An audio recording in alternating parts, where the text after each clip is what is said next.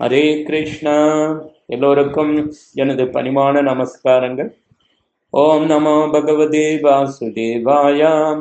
ஓம் நமோ பகவதே வாசுதேவாயாம்.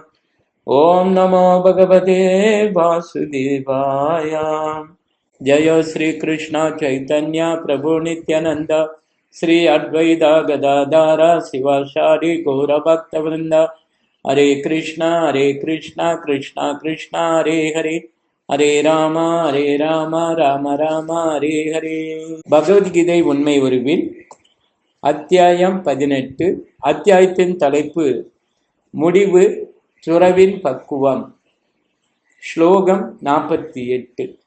மொழிபெயர்ப்பும் பொருளுரையும் வழங்கியவர் ஏசி பக்தி வேதாந்த சுவாமி ஸ்ரீல பிரபுபாதா, அகில உலக கிருஷ்ண பக்தி கழக ஸ்தாபக ஆச்சாரியார். மொழிபெயர்ப்பு: நெருப்பு புகையால் சூழப்பட்டிருப்பதைப் போல ஒவ்வொரு முயற்சியும் ஏதேனும் ஒரு தோஷத்தால் சூழப்பட்டுள்ளது.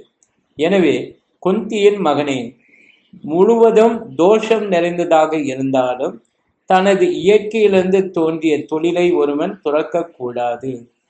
பொருளுரை: கட்டுண்ட வாழ்வில் எல்லா செயல்களுமே ஜட இயற்கையின் குணங்களால் களங்கமடைந்துள்ளன. ஒருவன் பிராமணனாக இருந்தாலும் மிருகங்களை பலியிட வேண்டிய யாகங்களை அவன் செய்ய வேண்டியுள்ளது. அதுபோலவே எவ்வளவு புண்ணியவானாக இருந்தாலும் ஒரு சத்திரியன் தனது எதிரிகளுடன் போரிடத்தான் வேண்டும். அவன் அதனை தவிர்க்க முடியாது. அதுபோல ஒரு வியாபாரி எவ்வளவு புண்ணியவானாக இருந்தாலும் தனது வணிகத்தை தொடர்வதற்காக சில சமயங்களில் தனது லாபத்தை மறைக்க வேண்டியுள்ளது, அல்லது கருப்பு சந்தையில் வியாபாரம் செய்ய வேண்டியுள்ளது. இவை இன்றியமையாதவை, இவற்றை தவிர்க்க முடியாது. அதுபோல சூத்திரன் மோசமான எஜமானனுக்கு தொண்டு செய்ய நேர்ந்தாலும், அது செய்யத்தகாத செயலாக இருந்தாலும் அவன் தனது எஜமானின் கட்டளைகளை நிறைவேற்ற வேண்டும். இத்தகைய குறைகளுக்கு மத்தியிலும் ஒருவன் தனக்கு விதிக்கப்பட்ட கடமைகளை தொடர்ந்து நிறைவேற்ற வேண்டும். ஏனெனில் அக்கடமைகள் அவனது சுபாவத்திலிருந்து தோன்றியவை. இங்கு மிகச்சிறந்த உதாரணம் ஒன்று கொடுக்கப்பட்டுள்ளது. நெருப்பு தூய்மையானது என்ற போதிலும் அங்கே புகையும் இருக்கின்றது. இருப்பினும் நெருப்பினை புகை அசுத்தப்படுத்துவதில்லை. நெருப்பில் புகை இருந்தாலும் அஃது எல்லா தனிமைகளிலும் மிகவும் தூய்மையானதாக கருதப்படுகிறது. சத்திரிய கடமையை துறந்து பிராமணனது தொழிலை ஏற்றுக்கொள்ள ஒருவன் விரும்பினால் அந்த பிராமண கடமைகளில் விரும்பத்தகாத செயல்களை செய்ய வேண்டி இருக்காது என்பதற்கு எந்த உறுதியும் இல்லை. இந்த ஜட உலகில் யாருமே ஜட இயற்கையின் களங்கங்களிலிருந்து முழுமையாக விடுபட்டிருக்க முடியாது என்று முடிவு செய்யலாம். இவ்விஷயத்தில் நெருப்பு மற்றும் புகையின் உதாரணம் மிகவும் பொருத்தமானதாகும். குளிர்காலத்தில் நெருப்பிலிருந்து ஒரு கல்லை எடுக்கும் பொழுது அது சில சமயங்களில் புகை கண்களுக்கும் உடலின் மற்ற பகுதிகளுக்கும் தொல்லை தருகின்றது. ஆனால் இத்தகைய தொல்லைகளுக்கு இடையிலும் ஒருவன் நெருப்பை உபயோகப்படுத்தித்தான் ஆக வேண்டும். அதுபோல தனது இயற்கையான கடமையில் தொல்லை தரும் விஷயங்கள் சில இருந்தாலும் ஒருவன் அதனை விட்டுவிடக் கூடாது. மாறாக கிருஷ்ண உணர்வுடன் தனது கடமையை செய்வதன் மூலம் பரமபுருஷருக்கு தொண்டாற்றுவதில் அவன் உறுதியுடன் இருக்க வேண்டும். இதுவே பக்குவத்தின் நிலை.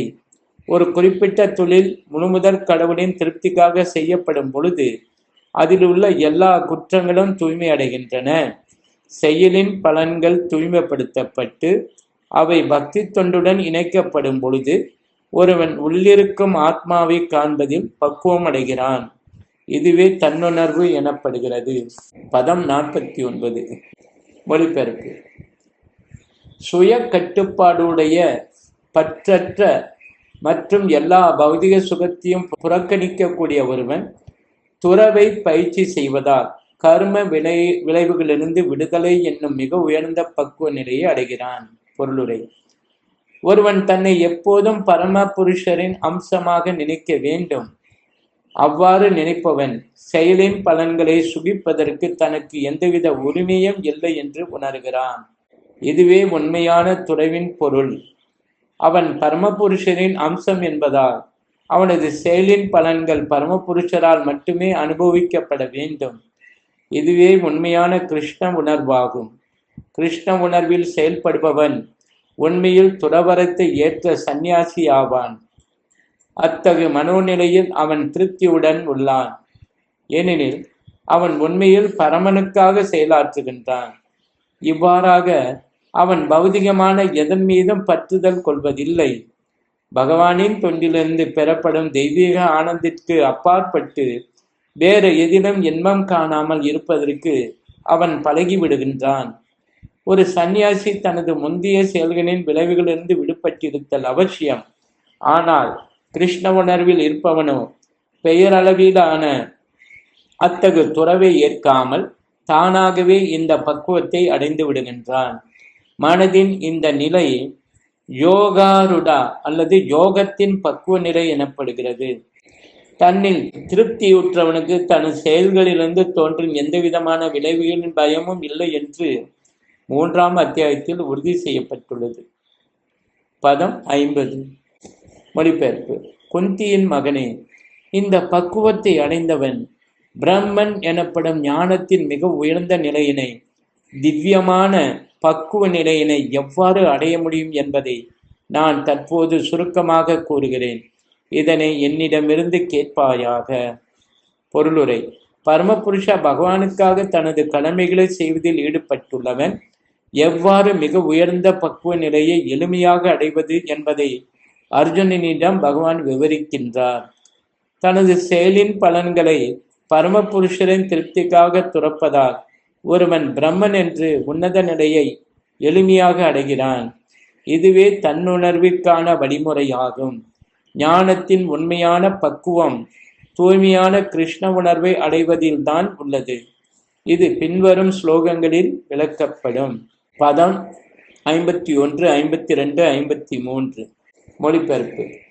தனது புத்தியினால் தூய்மையடைந்து உறுதியுடன் மனதை கட்டுப்படுத்தி புலநுகர்ச்சி பொருள்களை துறந்து விருப்பு வெறுப்பிலிருந்து விடுபட்டு தனியிடத்தில் வாழ்ந்து குறைவாக உண்டு உடல் மனம் மற்றும் பேச்சினை கட்டுப்படுத்தி எப்போதும் தியானத்தில் ஆழ்ந்து பற்றுதலை இன்றி அகங்காரம், பொய்யான வலிமை, பொய்யான பெருமை, காமம், கோபம் மற்றும் ஜட பொருட்களை ஏற்பதிலிருந்து விடுபட்டு உரிமை உணர்வின்றி அமைதியாக இருக்கும் மனிதன் தன்னுணர்வின் நிலைக்கு நிச்சயமாக உயர்த்தப்படுகின்றான்.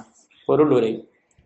ஒருவன் புத்தியினால் தூய்மையடையும் போது அவன் தன்னை சத்வகுணத்தில் வைத்துக் கொள்கிறான்.